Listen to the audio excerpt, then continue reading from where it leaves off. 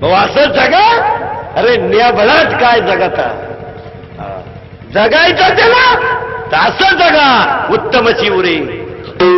सांगा मला, ज्ञानेश्वर महाराजांचा जन्म आईच्या योनीतून झाला. आपला जन्म आईच्या योनीतून झाला. ज्ञानेश्वर महाराजांचा देह आई वडिलांच्या रक्तरेत वीर्यापासून झाला. आपला देह आई वडिलांच्या रक्तरेत वीर्यापासून झाला. ज्ञानेश्वर महाराज 9 महिने 9 दिवस कुशीत होते. आपण 9 महिने 9 दिवस कुशीत होतो. ज्ञानेश्वर महाराज जे दूध पेले ते पांढरं होतं, आपण दूध पेलो ते पांढरं आहे. मग एवढा मोठा फरक का? काय एवढा मोठा फरक? 16व्या वर्षाच्या मुलानं पसायदान लिहिलं, 22व्या वर्षाच्या मुलानं समाधी घेतली आणि 16व्या वर्षी जगाला ज्ञानेश्वरी असा गाथा, ज्ञानेश्वरी असा ग्रंथ दिला.